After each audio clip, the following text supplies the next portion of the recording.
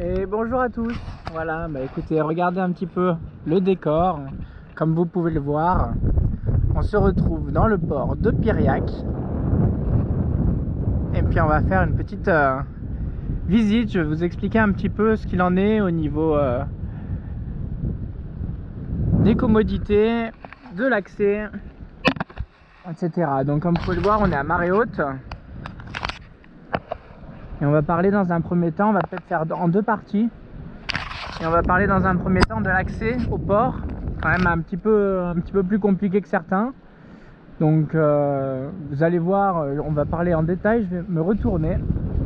On va regarder vers le large. Et regarder un petit peu ce cadre quand même qui est vraiment très agréable. Vous avez donc l'île du Mai qu'on peut apercevoir là-bas. Donc on a une cardinale qui est ici, une grosse tour qui s'appelle Rotresse. Donc c'est votre première après les Bayonnelles qui se trouvent bien sûr à l'entrée de cette baie. Vous avez les Bayonnelles qui est une cardinale qui vous amène sur cette cardinale là que vous voyez bien.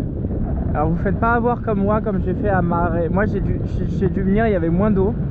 Et du coup on voyait les moules qui étaient en dessous un petit peu. Et du coup j'avais vraiment l'impression que c'était une cardinale ouest. Mais en fait pas du tout. C'était tout simplement une nord qui était pas assez à flot. Donc voilà, Rotresse, que vous avez une grosse tour là. Puis l'Espar Grand Norven que vous avez ici, qui vous permet de contourner tous les problèmes et de venir choper l'axe, comme vous voyez, comme prennent les bateaux là. Donc pour arriver encore, une fois que vous avez contourné le Grand Norven, vous avez toujours l'église qui vous guide à peu près, le clocher de l'église qui vous donne à peu près l'indication de l'entrée du port. Il faut savoir que de très loin, de tout au loin, on voit un point remarquable, c'est l'antenne géante que vous voyez là-bas au bout qui pointe dans le ciel, qui est le sémaphore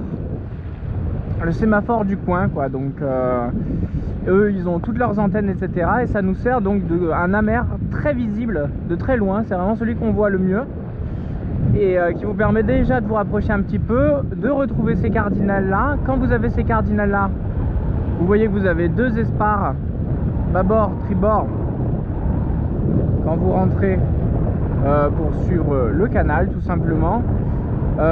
Espars qui sont, je crois, illuminés la nuit. Et vous avez aussi l'entrée du port ici, bien sûr, qui est illuminée la nuit également. Voilà, alors il est quand même écrit sur le guide, sur le bloc marine, que c'est un accès difficile de nuit. Voilà, maintenant on va parler encore beaucoup de la suite, parce que vous voyez qu'une fois que vous êtes arrivé dans le chenal, tout n'est pas fini. Comme vous pouvez le voir, vous avez deux espars là tribord, deux espars bâbord là, et une marque spéciale ici. Donc qu'est-ce que ça signifie tout ça? Tout simplement c'est que si vous voulez, ici il y a un système de porte pour garder le bassin à flot. C'est-à-dire qu'en l'état, si on laissait tout ouvert, il n'y aurait pas assez d'eau dans le bassin, et du coup les bateaux toucheraient. Donc c'est pas le but. Donc pour ceci, ils ont mis une porte avec un système très pratique, parce ça marche uniquement avec le système des marées. Il n'y a pas de système électrique, etc. Et vous allez voir que c'est assez intelligent. Il y a un système de ballast. Alors malheureusement on n'est pas à marée basse, je ne peux pas vous le montrer. Je verrai si je peux d'ici là, mais les marées basses sont surtout quand il n'y a pas beaucoup de lumière. Oh, regardez, petite sterne.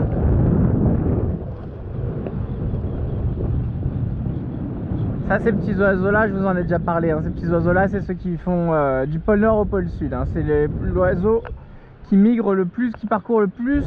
Le petit que vous venez de voir passer, c'est l'oiseau qui parcourt le plus de distance au monde par an, quoi, par année, par cycle migratoire. Enfin bref.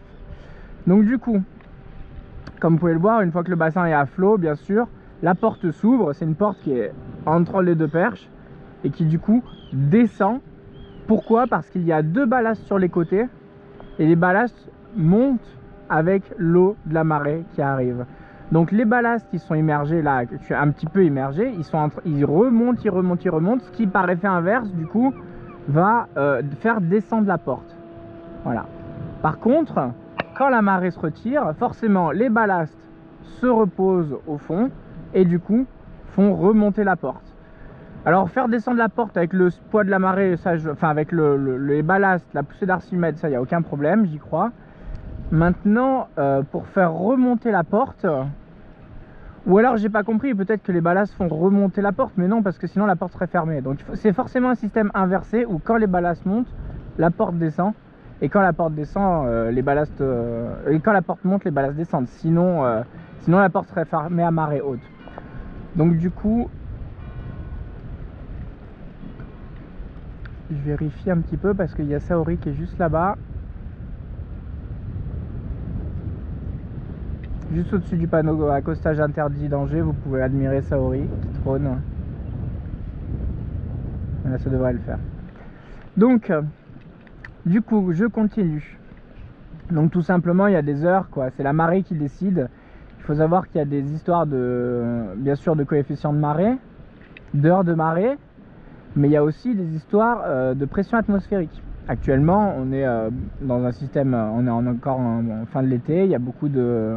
C'est un système très anticyclonaire et du coup, il y a une grosse pression qui écrase l'eau et du coup, il y a moins de